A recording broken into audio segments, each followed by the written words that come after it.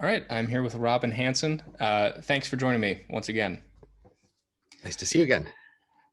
So I was looking at your blog, Overcoming Bias, recently, and I saw you put out an article about cryonics, which is Just an last interest. night. Yes, very interesting subject. The idea of freezing your body with the hopes of sort of resurrecting you down the line when that's technologically feasible, and you estimated the chance of being successfully brought back at something like 5%.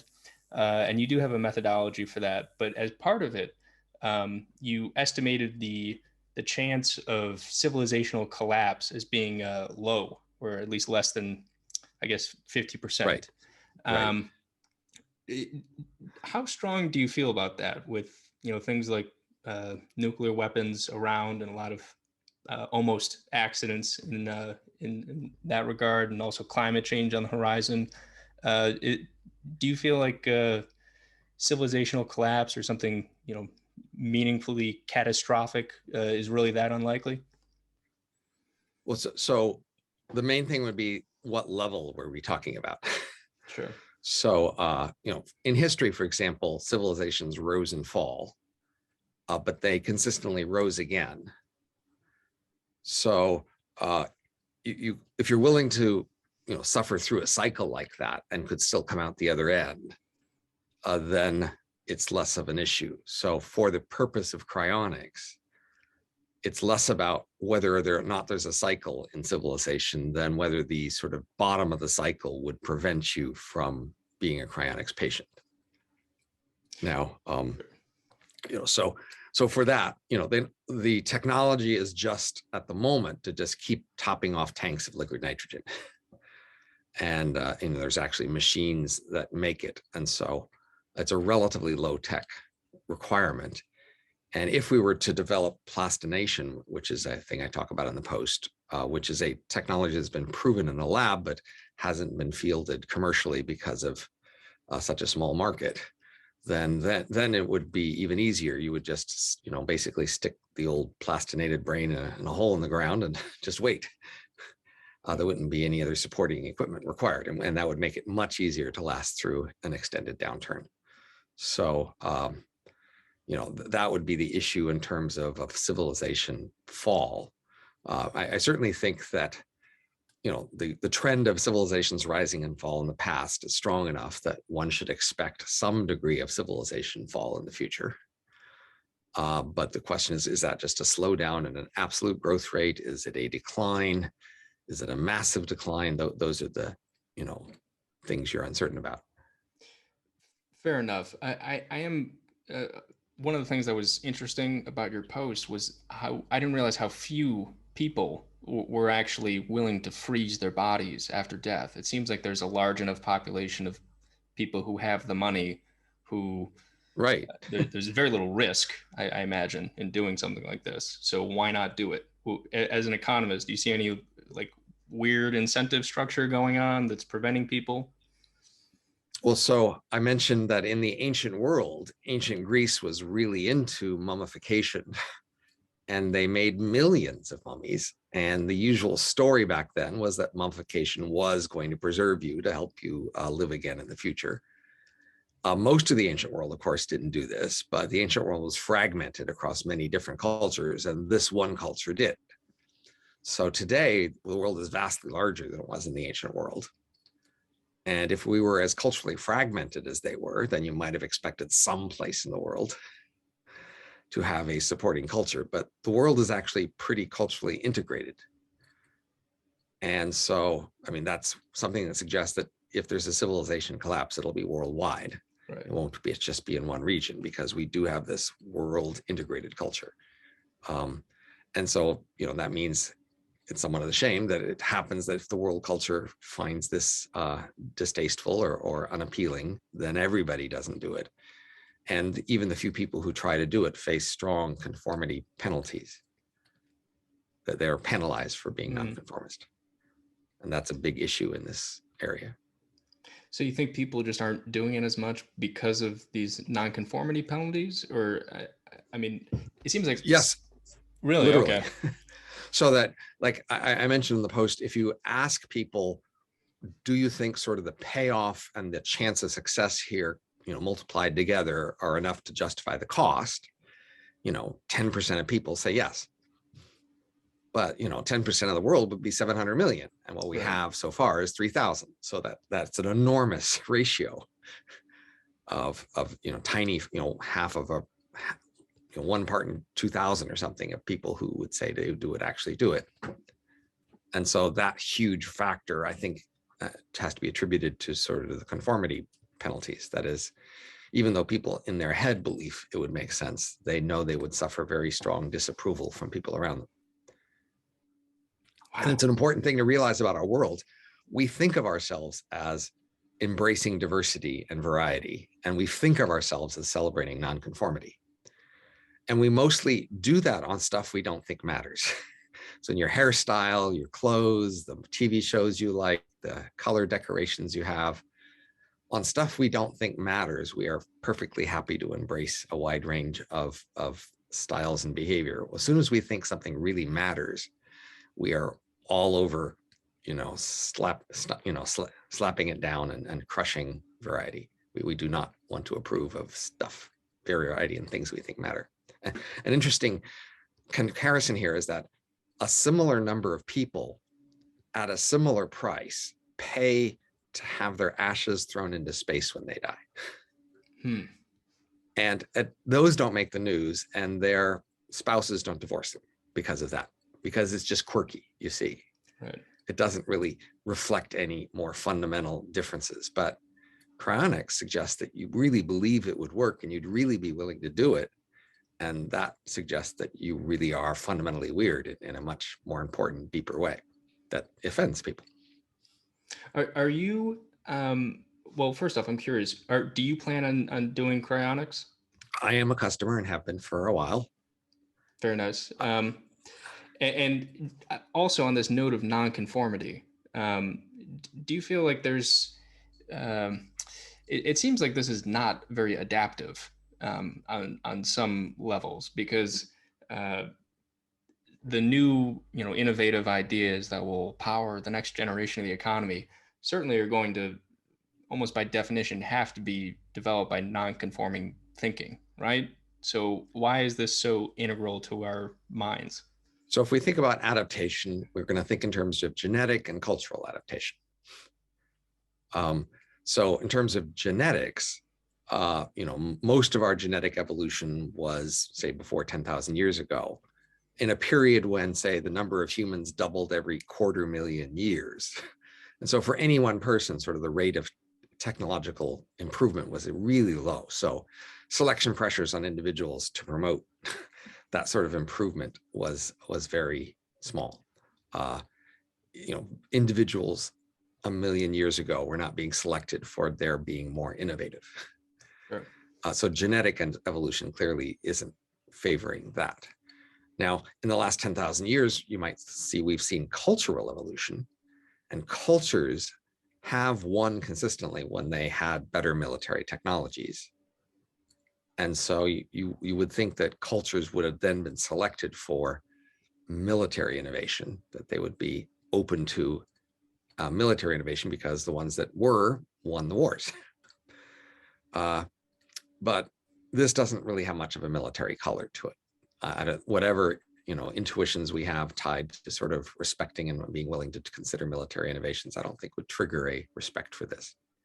More the other way, we also had strong selection for sort of cultural homogeneity and sort of bonding, like strong sense of cultural connection to each other. And that was often through sort of our moral norms and sense of what was right and wrong.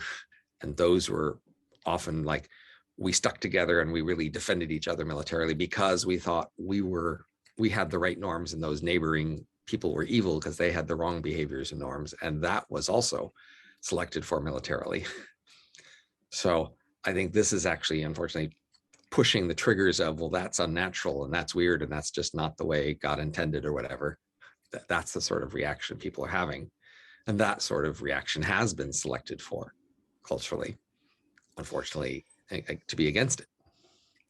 Yeah, I hear you. And I'm curious, as someone who is like a nonconformist thinker, and speaking of these like norms that we sort of just have these vague, squishy feelings about that maybe aren't as well justified, like upon closer examination. Like things like, when people broadly didn't support gay marriage, and it was kind of just like, oh, why have this, icky feeling about it? Yeah. But then we fast forward to today, and I see people, I've gotten into arguments with people who say, well, what's wrong? There's nothing wrong with sex work or, things like that. So like, why would you have a problem dating someone who's also on the side of prostitute? After all, this is not this is sort of just your squishy, icky feelings about these topics that are getting in the way of, clearly the rational position, which is to just, brush it off or push aside these primitive feelings of jealousy, etc.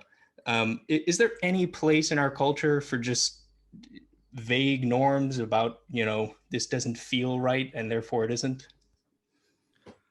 I think the changes you've seen and are trying to interpret as us being broader and more open-minded are better interpreted as a new religion is winning. That is, there's a new religious war and one side has been winning, and these are the tenets of its religion.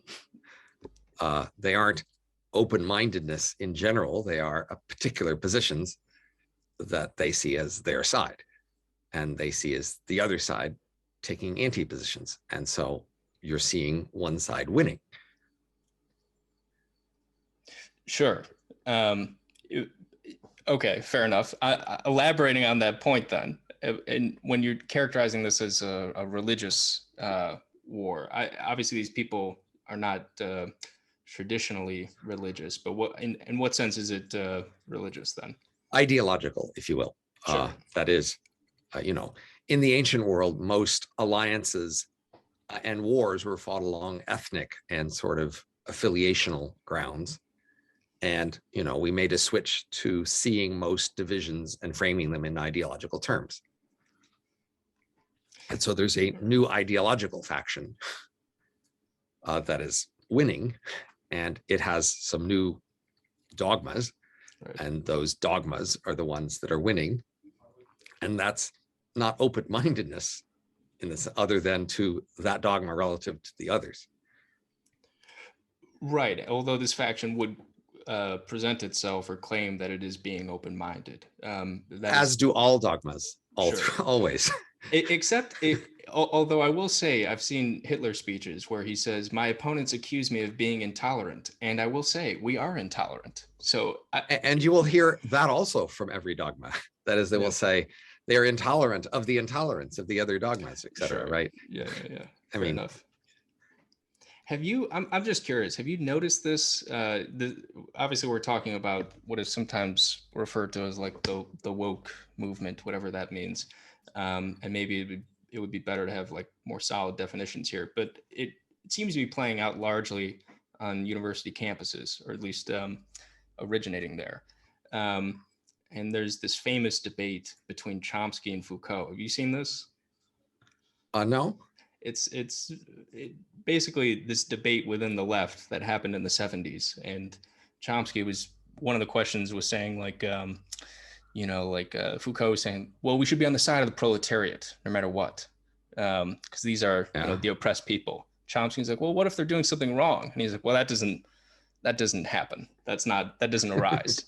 But you kind of see what I'm saying, where it's, as you said, very ideologically fixed, and it seems to be an academic, seems to be fertilized in an academic setting. Well, I mean, certainly one ideology that's had a lot of prominence in the last century has been sort of the ideology of the lower class. And then there are other ideologies that are just somewhat orthogonal to that. And the others have been winning. The yay lower class ideology has not been winning. In fact, it's sort of on the outs at the moment. It's on the outs? Yes. I mean, so the things that animate people most ideologically in terms of the winning side are things about sort of sexual orientation, gender identity, race, and they are not actually primarily class-based orientations. And in fact, those are more prominent in the upper classes, and they're okay with that. And they are okay with looking down on the lower class, flyover country that disagrees with them about their ideology. They have embraced, in that sense, being an upper class ideology. Mm. Yeah, I see what you're saying, but there is dispute within the upper class as well, right? I mean, there's Of certainly course, right. But the point is, the primary center of the ideology isn't class oriented at all. It happens to be correlated with class, and then they're okay with that because that's not the center of their energies. Well, I also wanted to ask you something you just mentioned earlier about our evolution not really changing much within the past 10,000 years. And it kind of brings me to a topic I wanted to get your thoughts on. This sort of the biohacking movement, these like do-it-yourself CRISPR kits that you can buy online. Um, I've heard about people who they did some gene editing experiments on themselves. So they had temporary night vision, crazy things like that. Do you see this as being the future of something that could potentially uh, alter, human evolution, modify our behaviors in ways that we might find more desirable? So the biggest change I can see potentially coming on a short enough time scale to matter is just enough people en masse just deleting the mutations from their genome, and especially from their children's genomes. The genome is enormously complicated. It's really hard to figure out in much detail which are the better genes, especially combinations of them. But we have a lot of ways we can just identify the mutations, the things that are rarer and probably not good. And it seems that if you just systematically went through a whole genome and just deleted those, that the resulting genome would be much higher quality. It would probably just be much higher IQ, much healthier, et cetera. And so the question is, when will that happen, and how many people will do it? And that's a convergence, right? That's a sense in which people deleting the mutations would become more similar to each other. And that would create some sort of super class of people who are just much more capable. Now, the question is, how long will that take? Because, of course, it's a heavily regulated area. And sort of en masse deleting all the mutations across the whole genome would be a pretty big change. And the question is, who would be approved to do that? How much? And you might think you'd need some pool of 1,000 people to try it for a whole generation to get people to be approved to do more of it. And that's a very long, slow process. And so, you might think that in a century, then we might have sort of a world scale of people doing this mass deleting the mutations thing. But of course, in a century, maybe other stuff will happen that make that somewhat obsolete. So, but it's plausible that, within a century, we will just have, our descendants just en masse have deleted basically most of the mutations. And that would be, again, it could double our IQ, could double our lifespans. It could just be a really big improvement, but it would be a way in which we would be similar. So some people are thinking of sort of a fragmentation of genetic evolution. That is, our descendants would become more different from each other. And on longer timescales, when you figured out more, that certainly is plausible. But the thing that would be most likely to happen first is just this mass deleting of mutations. And have you considered, similarly to your book, The Age of M, what might be the economic implications of something like that? As you said, doubling IQ scores, things like that. Well, they're relatively mundane. So I don't think, it would make the world richer and more capable, but it wouldn't otherwise change the world dramatically.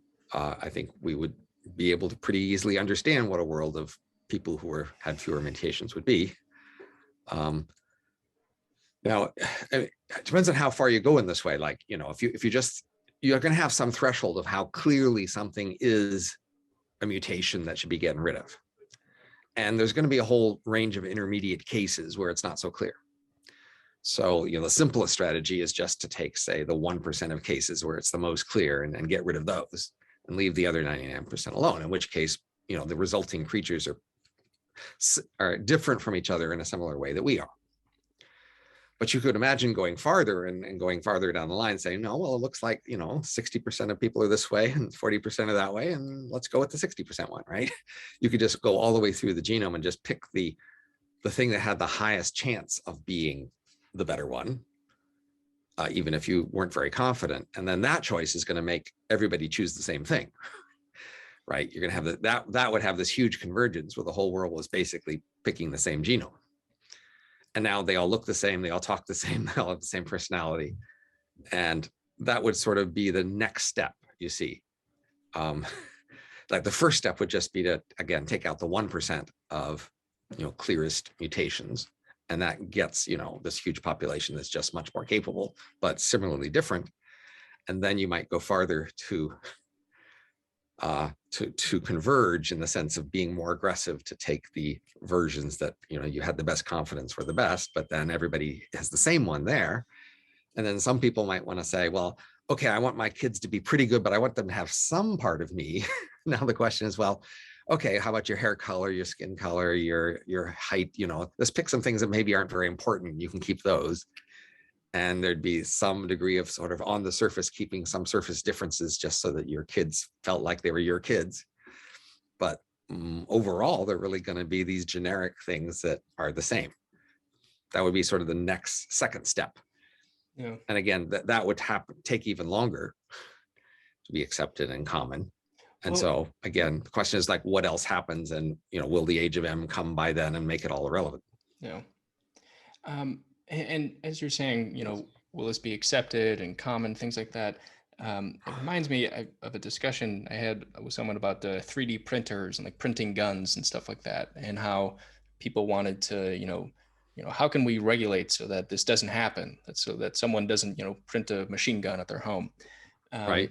And really, you can't. It doesn't seem like you can regulate it in the same way you can't really regulate pirated movies. I mean, there are laws against it, but people still do it. If you have do-it-yourself CRISPR kits and they just get cheaper and more powerful, it seems like people could do these things or pay to have them done clandestinely. If you're talking about taking your child's genome and going through and editing, say your wife and yours egg and sperm and, Sure. and combining it and then going through that genome and deleting the mutations, that's not a hobby amateur thing to do in your basement. I'm sorry. Fair enough. Yeah. Okay. So, that sort of thing is going to be relatively easy to regulate. And as you know, medicine is highly regulated. And people for a while were saying, well, China, they're not going to go along with this. They're going to be, willing to do lots of genetic engineering. And then recently they basically said, no, we're going to follow all the rules. We're not going to do anything different here. If anybody here does something different, we're going to stomp on them because we're with everybody else on wanting to be very careful about all this. So now I would think actually, the biggest genetic or biological issue is falling fertility. So I most would want to ask, how does anything else intersect with that? And I've tried to write on that. And, the basic thing seems to be fertility is falling for a very generic, broad reason of common cultural pressures and shared cultural values. And so, and there is no obvious limit to how far fertility may fall. It's been falling very consistently for a long time, and it doesn't stop at replacement fertility. It keeps falling. And the obvious solution in some sense would be some subculture that valued and promoted fertility and was very insular, i.e. resistant to outside influence. And say some religions might seem to be a candidate for that, perhaps Mormons or Orthodox Jews. However, it seems like those particular religions are not actually being insular enough. Their fertility is falling pretty dramatically, and they are not that insular in terms of resisting outside influences. And so it's plausible that they are failing at becoming those high fertility insular exceptions. And so then the question is, will any community really be able to do that for a long enough time? That is, there are surely weird religions somewhere, and some of them at the moment have high fertility, but they have to be able to sustain that high fertility through many, many doublings, enough to become a substantial fraction of the world's population. And, genetic engineering might somehow intersect with that, but that to me would be the most interesting question. That is, all the rest of the genetic engineering is somewhat irrelevant if fertility stays really low. You just don't have more kids. Couple questions there. So when you said insular and the reason you want to keep them that way, is that because if they are not insular, they'll be exposed to these outer cultural values, et cetera? Yes, right, exactly. So even today, say Mormons or other highly religious people, they can still they still have a lot of children, but most of their kids don't stay in the religion and maintain those values. And so you need to have a subgroup that has high fertility and keeps a large fraction of their children in their community, maintaining those tendencies. And that's what hasn't been happening. And also, why is fertility so important, especially when it seems like the billion plus population size is pretty anomalous over human history? Well, obviously, we've had a long-term growth, but a lot of the growth we've had in terms of per person wealth and income has been because of scale effects, because a larger world can be more efficient and innovate and do more things. So as the world gets smaller, we lose a lot of those scale economies. And of course, the question is, the long-term trend there is terrible in the sense that if you say have the population every 2 generations, then, in 500 years, we're all gone. Right? So at some point, there have to be a deviation from that. Some subset would eventually have to break out of that. And the question is, how far down could our civilization collapse before that happens? So we were talking about civilizational collapse, and this is a plausible mechanism over a longer run. If there's just hardly any people left, then there's just much less scope for a world economy of the sort we know today. And, all sorts of things can go wrong. That's fascinating, the idea, because certainly there are parts of the world where birth rates continue to go up. No, there are no such places. Really, places like Nigeria and things like that? No, you look at those places and look at the fertility, and they have all been declining. And they're pretty much all on the same trajectory that most of the world has been on for a while, of fertility declining with wealth. And so the world is on a declining fertility trend, and we just don't see much in the way of exceptions. Interesting. That's, well, I didn't know that. I assume that in certain places of the world, like developing or undeveloped nations, that they were still pumping out babies. I mean, they have higher fertility than we do, but it's been declining. And roughly on the same curves. I mean, there's places you can go to look up graphs where you can see the graph of fertility versus income versus year, and see that fertility as a function of income, has a steady relationship, and it's even been getting worse with time. I see. But there's, I guess what I should have said, they're still higher than replacement in certain parts of the. Right. But those are the poorest places that are, their fertility is rapidly falling as they get richer.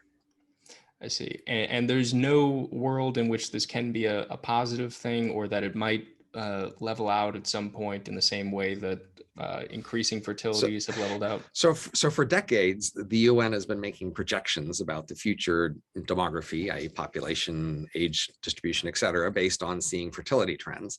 And what they've always done is assume that as soon as fertility hits replacement 2.0, children per parents, that it stops. And that's been consistently what they've done in their forecasts. And they've just been consistently wrong. It just does not stop at 2.0. Those cultural trends that reduce fertility just keep pushing. And so, obviously, we're looking at an issue that will take several centuries to play out, but it's been playing out so far for several centuries. So if the trend has been this consistent for several centuries so far, I don't think you can be too blasé about thinking it isn't going to continue for another few centuries. And so the question is, like, what could break us out of that? And in some sense, the key solution is some sort of cultural variety, like some way in which some parts of the world have different cultures and styles and religions, et cetera, and they do things different. And so one of the key features to notice about the world in the last half century is how much cultural convergence we've had. People sort of have worried and imagined a world government And, because of those fears, people have been careful not to introduce an explicit world government with very strong powers, but we have a world mob that is in a wide range of policy areas. There's just a community around the world that talks a lot and has status and agrees with each other, basically. And that's why in a lot of policy area, there's almost no variation around the world. In areas like nuclear power or electromagnetic spectrum or medical experiments, just in a lot of different, even, car regulations, just in a lot of different areas, the world is basically all on the same page about how to do things. And we have a pretty integrated culture into people watching movies and listening to music from all around the world. And so we just don't have that much in the way of local cultural variation that could support a sort of insular high fertility local area. Yeah, this is something that a guy like Wade Davis talks about. Whereas we've become a more globalized culture, the amount of unique languages, and language obviously being a huge marker of culture, and the way you speak is a sign of the way you think, and that's going to communicate to your values, etc. But all those things are dwindling. Like the number of languages is, there's an extinction crisis really among languages. Do you see, in some ways it seems like the cure is the poison here on some level, where we're talking about falling birth rates, some part of the reason being a lack of cultural variety, right? And the important thing here is to see that this trend is the culmination of a lot of very deeply held hopes and ambitions. This isn't just an accidental trend. Right. A lot of people for a long time have wanted deeply and sought and worked for the world that we are entering, where, again, we have a world culture and we have less world war and an integration of world elites and around the world that share priorities about, say, global warming and taxing capitalists and regulating medical experiments. And like, they really are proud that sort of their ethical sense has won out, and they are all in agreement about what the good things to do are, and that they will therefore be able to coordinate on global scales more in the future to deal with big global problems. And part of their values are that, the previous cultural pressures that induced people to have more kids and women to stay home and be mothers have been reduced, and people feel more celebrated and willing and able to have careers and not be mothers. And we've gotten so successful at that that's a big part of the lack of fertility. And so they will be resistant to local deviations that go counter to those trends they've been working hard for and have been eagerly seeking. And this is clearly, as we were saying before, this is an upper class ideology. Well, the world is more integrated at upper classes than at lower classes. And in some sense, the new world winning ideology is won most among the sort of global elites, the ones who are well educated and travel and talk a lot across boundaries. And in some sense, the other side of that group is all these diverse local groups who have more local allegiances and practices, but they don't coordinate together. They don't form much of a global alliance. They are just in each little area doing things their different way. So, for example, regulations of workplaces are pretty uniform around the world. Just in some fraction of the world, half the employment is off the books, right? Yeah. Black market. So, but the official jobs are done the way all the official jobs worldwide are done. It's just the unofficial jobs are done different and they're unofficial. But you can see that, the trend would be to make more and more of the economy on the books, following the official rules, which are pretty similar around the world. And I'm curious, like in your book Elephant in the Brain, you talk about how a lot of our values and our behaviors and things like that are basically just forms of social signaling to each other that hey, I'm really a good person. Is that kind of what's going on here with these ideas of integrating across cultural boundaries, even though the locals and lower class peoples in those countries are not necessarily a part of that?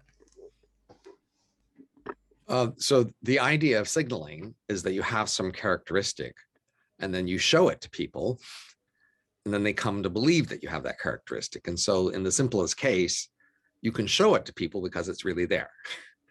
It's not fooling them into something. It's making them believe. So for example, if you're smart and you signal that you're smart, you show off that you're smart and you convince people you're smart because you're smart.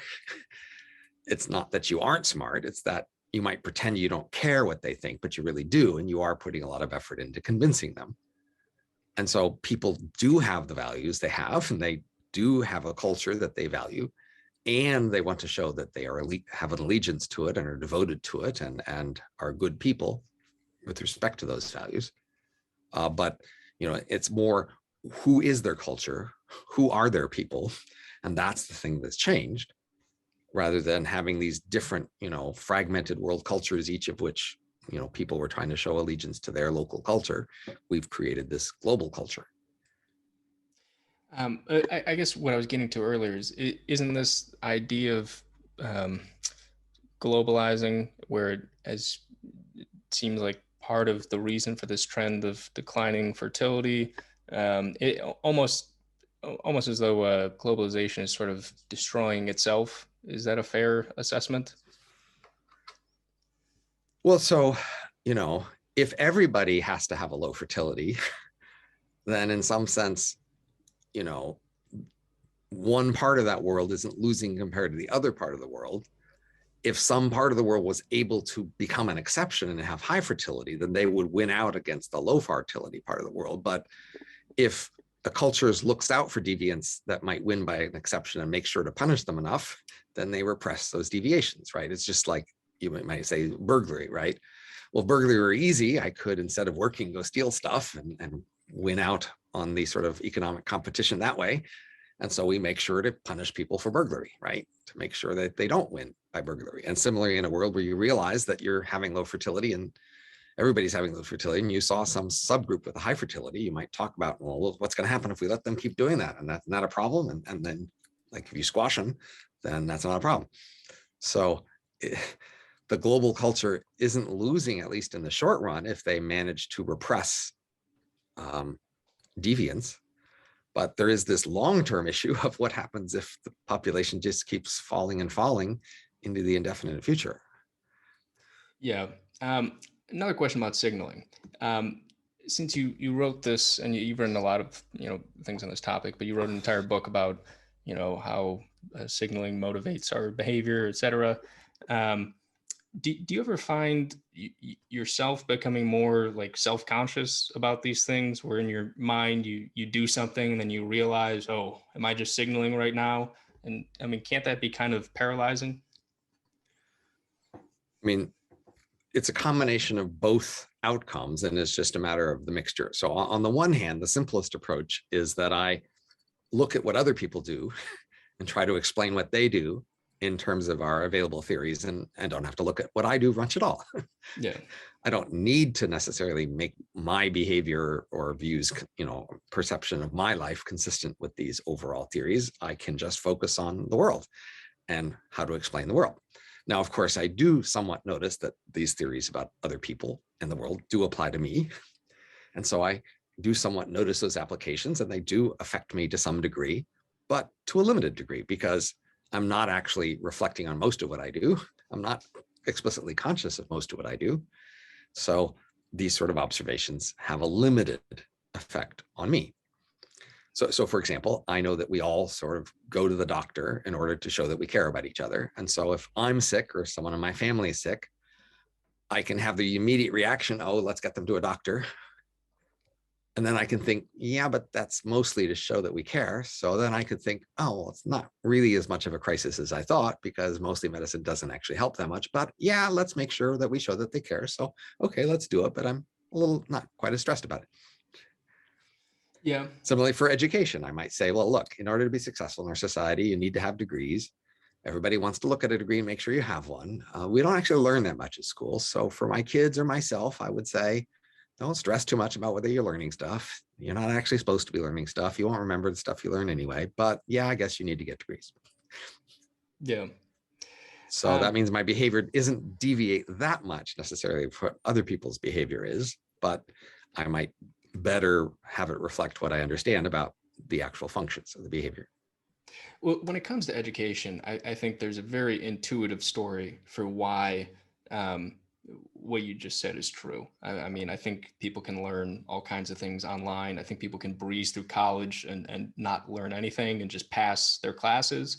When it comes to healthcare, it's still, even if the data says that you're correct, it seems like our minds kind of understand life through narratives. And I wish that there was a better story for why what you're saying is true. Because in my mind, there are people who fly halfway around the world to get, the best care or some cutting edge treatment that, uh, sometimes does help, right? I So mean, stand back from a distance and look farther at yourself and your associates from a distance. yeah, From a distance, I can say, you know, medicine's been around for thousands of years.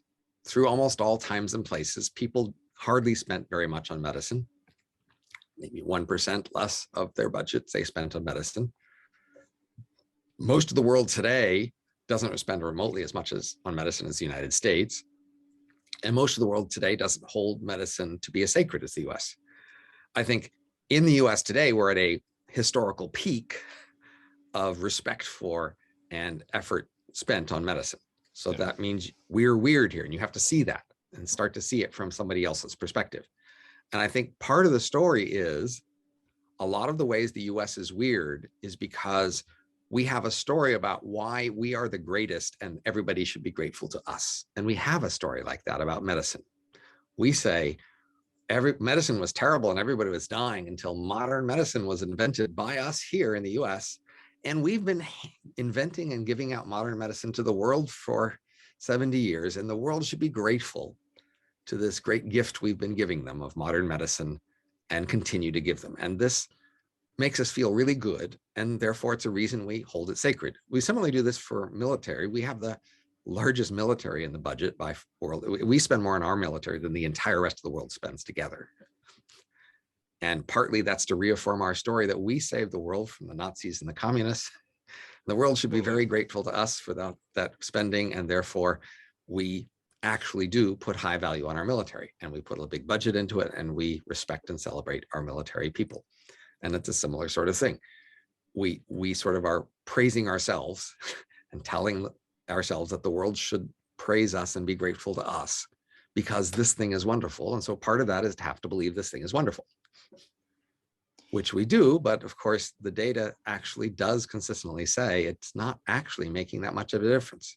And when, obviously we do spend a lot of money on healthcare in the United States, but a counter argument that people will give is, a lot of that money goes to administrative costs relative to other like Western democracies, like Germany, for example. It's not that much. It's still, that's not where most of the money in medicine's going. Most of it isn't even going for drugs. It's mostly going to pay, the actual services that you're getting. I mean, we do have higher prices because we have, regulations that limit who can be a doctor. And so, without those regulations, we would have more cheaper doctors. Yeah. But still, we are spending a lot of medicine mainly to have the best care, which is basically we defer to doctors to decide what's the best. And if they tell us this is the best and it's expensive, then we believe them and we get it. And the point is, if you actually look at the data, it's not actually very much more helpful than the less best stuff on average. I think one way to realize is many people have this sort of simple model that medicine is either ineffective or helpful. They just find it hard to get their head around the category of harmful medicine. And the point is, there's a lot of harmful medicine. Yeah. Even if you can get your head around imagining concrete cases where somebody was benefited, and there are many such cases like that, you have to remember there's a similar number of other cases where people are actually hurt. And that's the reason why on the margin, more isn't better, because on the margin, you're adding as many helpful as hurtful cases. Certainly, modern medicine helped reduce things like infant mortality, where people wouldn't even wash their hands when giving birth, crazy things like that. Do you think part of the reason that the amount of spending um, isn't, spending more isn't more helpful is maybe there's diminishing returns where, you go to any given doctor and they all basically have gone to medical school and they've basically learned the same kinds of things. They still don't wash their hands. There's no. I'm sorry. It's a well-known thing that washing hands helps, but that doesn't mean they're doing it. Sure. This is a. Oh, fair enough. Yeah. Okay. There's still a large problem with doctors and other medical personnel not washing their hands. Yes. Although much less than in, say, the 1500s, right? I would think. So again, the key thing is to look on average versus margin, and that's the distinction. So when I say medicine isn't effective, I'm talking about the data about on the margin. Okay. So we have a very large margin because we have a lot of medical care and spending. Yeah. So, we spend, 17% of the economy in the US on medicine. And so that's an awful lot of spending. And so we're doing a lot of things. And so even if you can think of particular cases that are useful and helpful, you're imagining a small fraction of all the stuff that's happening. What about in this case, because obviously, you said medicine has reached a historical peak of being, beloved and respected, having to do with, say, the vaccine. And in the US, there's still like a contingency of people who are not taking it. Do you see any way of incentivizing people to do this? Do you think, why have the incentives so far not been successful? Well, I mean, we've always had a large rate of not doing what doctors tell you. That's just always been a feature of medicine. Of course, doctors know about this and they lament it, but there's just a large rate of noncompliance and always has been in medicine. So if you're trying to get 100% compliance, that's just vastly more than trying to get 50% compliance. Yeah. Because you can certainly get half the people to do what you say, but more is much harder. Obviously, another thing that's going on is that we've had increasing political polarization over the last decade or two. And this, I think, is one of the most dramatic examples of people taking a stand to express their polarized political attitudes. You might have, and we often do think that people are willing to sort of be political when it's cheap, yeah, and not costing them very much. And that as soon as things start to get substantially expensive, they cave because, it's important to do, what really works.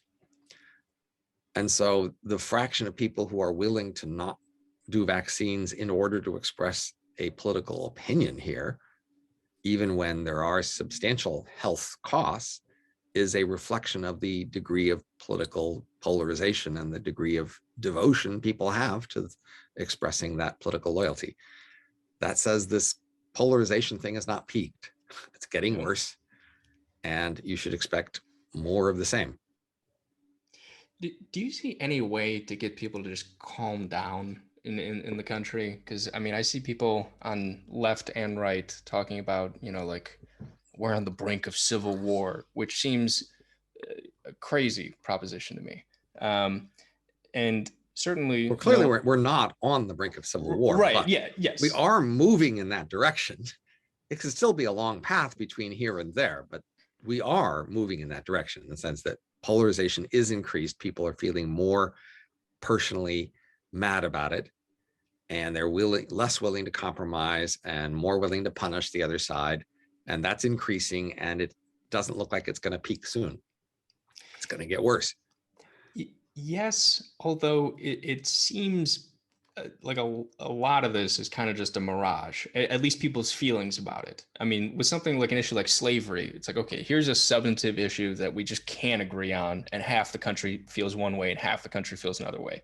like, yes, the country's split Democrat and Republican, you know, Trump and anti-Trump, I guess, but the guy's going to die and we're going to have to move on to newer issues. And I'm, it just seems like there's a lot of panic, and I don't think people's reasoning powers get better when they're But you have panicked. to remember why Trump initially won. You know, So basically, there was a part of the country that felt their views were being neglected and not represented. And no politician was willing to stand up and represent them. And then Trump did. That's basically all Trump did to win, was to credibly communicate to some group that I am representing you.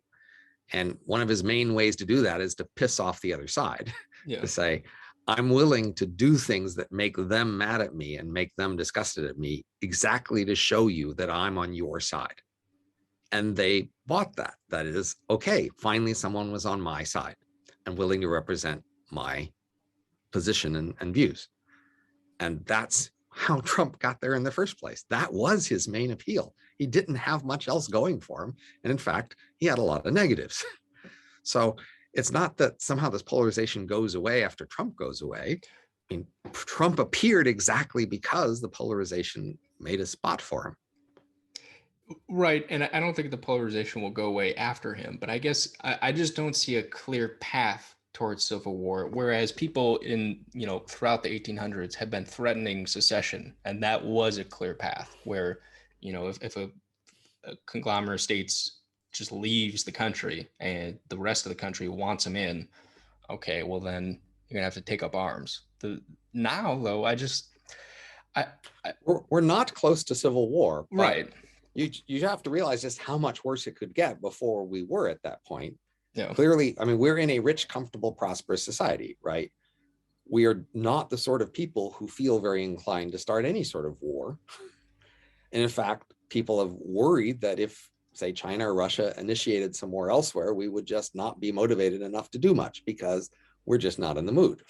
Right. So that's the world we are, as people who feel pretty comfortable and do not really want to do big things. But then that, which means it'll take quite a bit before we were willing to actually initiate a civil war. And we're nowhere near that now. But the point is, we are in a position of pretty strong political polarization, and it can get a lot worse. And that's the reason why it can get a lot worse, right? If we were almost at the threshold of civil war, well, then as soon as we got a little worse, we'd have the war and then it would be over, right? But because we're so far from a war, that means that's why this can get so much worse. Yes, I guess my follow-up to that would be, is there not a leap that's being taken there when we say, hey, people are polarized, and then the follow-up is, you know, we're on a path towards civil war? I mean, those two things don't necessarily have to be true at the same time, right? We are at a peak of polarization in the worldwide over the last half century or so. Yeah. Okay, so the US is not only at a peak of spending on the military, spending on medicine, we are at a peak of political polarization. That is, most of the rest of the world internally is not anywhere nearly as polarized as we are. Yeah. And in some sense, like, there's a lot of places that have civil wars where the people aren't as polarized because, yes, you know, they don't necessarily have to be so polarized for some group to start a civil war somewhere, right? You just need some area where enough people are disaffected enough to say pick up arms, but then those have to be people who don't have many other good options, and where, you know, the central military isn't that competent, et cetera. And then they might start a civil war, right? So we're not in those situations, but I am seeing sort of, I mean, I tweeted somebody's op-ed a few days ago where they were saying that this sort of disruption will peak 2 years from now. And this is why they thought the Russians or the Chinese might attack now, because they realize this is their best opportunity. And my reaction is, 2 years from now, who says it's going to peak 2 years from now? Yeah. So I hear about a lot of moves in a lot of important areas of society where basically the winning side is entrenching themselves and sort of using their power more directly to sort of push for their people and their agenda. And so I'm hearing this within finance, I'm hearing this within academia, and charity and some other areas. And so I see a substantial increase over the last, say, 2 years in sort of how activists people are being, and sort of how sort of, pushing for loyalty and checking for loyalty people are within these areas. And so it looks like, this is on the increase. And this doesn't look like something is going to peak in 2 years at all to me. Yeah, and I know we're almost out of time here, but one of the things on that point, that part of the reason why I said it feels more like a mirage, is like those people you mentioned who felt disenfranchised. A lot of them are living in states that have relatively low populations, but they still have 2 senators in the Senate. And so in that sense, they're overrepresented in government. And the issue of feeling like, oh, my views aren't represented. Right. No, I think it's represented in culture and sort of the high ground of society, as opposed to sort of in the Senate. I think that is true. So that is, if you look at sort of the major media outlets, legal institutions, academic institutions, finance institutions, publishing, if you look at those industries at the tops are now dominated by the other side. And they see that, and they know that, and that bugs them. I see. And the Senate is one of the few places where they have enough voice to express their frustration and act on it. And in, say, presidential elections through the Electoral College, right? They're basically losing most everywhere else and noticing it. And they are, obviously very concerned about that and willing to take someone like Trump as their standard bearer, knowing all of his faults, because they're feeling so desperate for some sort of reaction. I know, it's just so strange that both sides feel almost the exact same way, and they both have very good cases for their feelings being legitimate. Like the Senate and the presidency, these are not marginal institutions. These are, if you have control of that, you can pretty well direct the country to a large extent. It turns out, like government, not so much. That is, Trump was actually not very able to change government to follow his policy recommendations. I mean, especially dramatic that, one of the things he did most was to try to push for pandemic, vaccine development, and he had some unusual pushes. And the CDC, the major government agency who's responsible for seeing that, basically hid the information about the success of his vaccines. That was his major policy triumph of his presidency, from candidates in the election, from the public in the election, made sure to reveal it the few days after the election. And they went out of their way to change the rules to make sure that the information about his vaccine success was failed to be told to the voters at the election time. That's a pretty dramatic thing, that the president can fail to control a major agency of the federal government, who then basically, said, fuck you to the president in a big dramatic way, right? So the high parts of most government agencies are not under the control of the Senate or the president. Fair enough. And I think that seems to be true. I remember hearing Bill Clinton saying something about that with the intelligence agencies, that, who are these guys working for? I'm supposed to be the president. Right. Okay. Well, last thing I'll ask you then is, okay. The last thing I guess I'll ask, and maybe this is too broad of a question to end on, but is there a path back from this? Do you see any way to step down, the de-escalate? So my overall attitude is to try to look at the largest scales of things in space and time. And I see lots of other people get really obsessed with short-term local trends, and they've got that covered. So why should I? Fair enough. And so I'm more trying to notice the longer-term trends and maybe sort of notice intersections between short-term and longer-term trends. And that's what I find more interesting. So related here is, we do see this longer-term trend toward a unified world culture, especially among elites. and it has a side, and it's on the anti-Trump side Yeah. in the US. So that side looks to me like it's going to continue to win worldwide and in the US, and it will become sort of a dominant ruling class. There's no particular guarantee that it has to lose and be 50-50.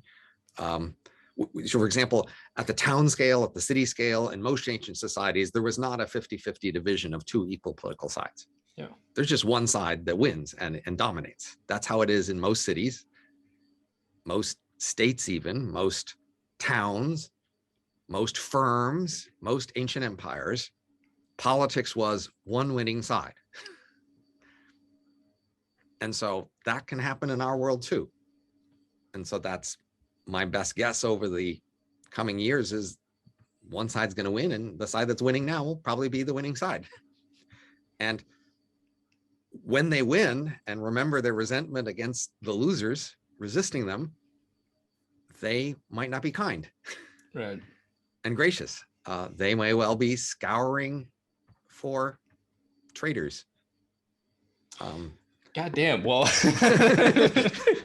on that, so that's a longer term thing. That would be kind of my best guess. And in fact, I think we are at risk of sort of this world culture becoming so solid and strong. We have sort of, in essence, a world government, and the world government sort of locks itself in, and sort of that's how this world goes for the next centuries. Is a strong world government with a dominant elite culture, which then I worry will be rotting. I worry about the consequences of that for the long-term future of humanity. And so that's less about the US and current politics. That's about this long-term trend. Well, Robin, on that hopeful note, I love it. Gotta call it like I see it. Sorry. Yes, no, I appreciate it. Overcoming bias, Age of M, Elephant in the Brain, anything else where people can find you? GrabbyAliens.com. That was my thing in the last year. Can you say that again? GrabbyAliens.com. There we go. All right, Robin, thank you very much for your time. Okay, take care. Bye. Bye-bye.